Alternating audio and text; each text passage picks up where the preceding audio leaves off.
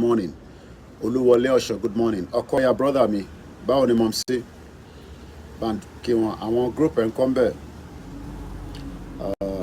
So, best bet is to get the hell out of Nigeria. But fortunately,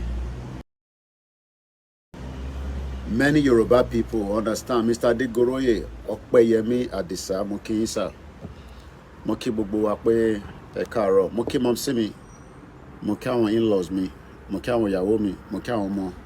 Mo kí àwọn Biafra.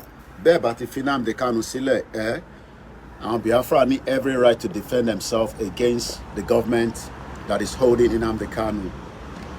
If you want peace, release Nnamdi Kanu. Yes, happy new week ahead. If you do want peace, release Nnamdi Kanu. Tẹ́ bá ti fi sílẹ̀. Simon Ekpa, the government in exile.